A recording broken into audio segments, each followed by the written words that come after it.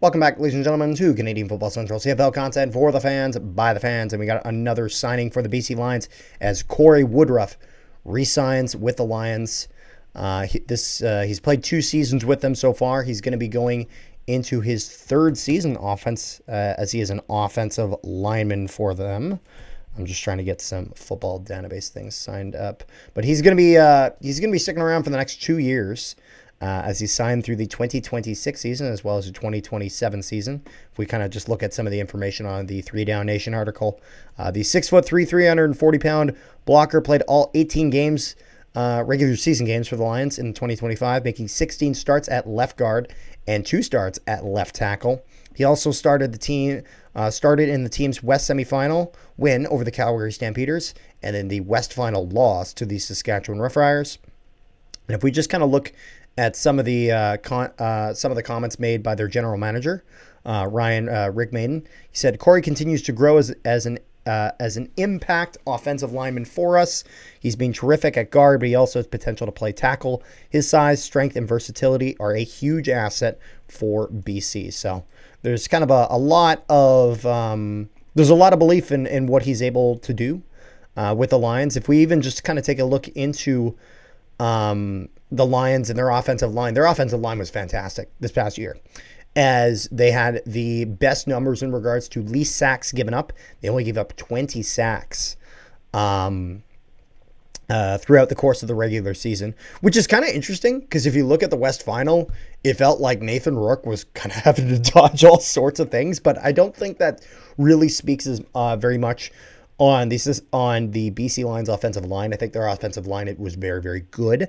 I think it spoke more on just how ridiculously talented the Saskatchewan defense was, especially a Saskatchewan defense that really had their backs pushed up against the wall in that game. But them keeping around those types of guys, to me, makes a lot of sense. So before I get kind of too far in, Rick, thoughts on him sticking around? I mean, he was already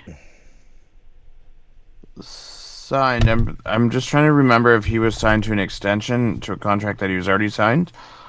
What I'm actually quite interested to see. He was not. He was a pending free agent. Oh, okay.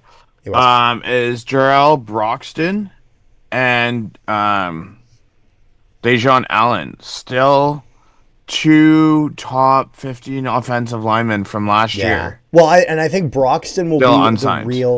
Broxton will be the real question in regards to Kory Woodruff. The reason why I'm saying this is because in their depth chart, you had Michael Couture as that center. You had Kory Woodruff as his left guard, generally, because again, he started 16 games as guard, 2 games he played tackle. Mm-hmm. His tackle to his left is Broxton. That's where Broxton plays. So if you sign Broxton down, then that means that Woodruff is pretty much guaranteed as that left guard, unless they believe they have to move him out to right tackle. I don't know if they would. Because do they have Schluger re-signed or no? Give me 1 second. Because if you look at even the West Final, it was Schluger who played in that spot at right tackle. Yes. They have Schluger signed for 2 years, so then that means if 2026 and 2027. If Broxton gets re-signed, then when Woodruff is basically the set left guard, no question. You know what I mean? So the question will be if they re-sign him. In my opinion, Broxton's another huge priority, but having a really, really strong guard is really important, especially if you want to run a lot of those interior runs plays. If you look at the success of a guy like James Butler there, you know, not that James Butler isn't talented. He's incredibly talented. But an offensive line is going to play a huge role in that. You know what I mean? It's one of those things where I don't know if they're going to go with James Butler or if they're going to go with somebody else. But it's one of those things where if they're able to keep the majority of this offensive line together, I think they'll be able to make the most out of it. And I think Buck Pierce's deployment of the O-line generally was very good. And so him with the Lions, it's been, again, just 1 season with the Lions, the O-line, best in the league. So them wanting to keep those types of pieces around just makes a lot of sense to me. But I think that's pretty much all I have. Is there anything else you got there, Rick?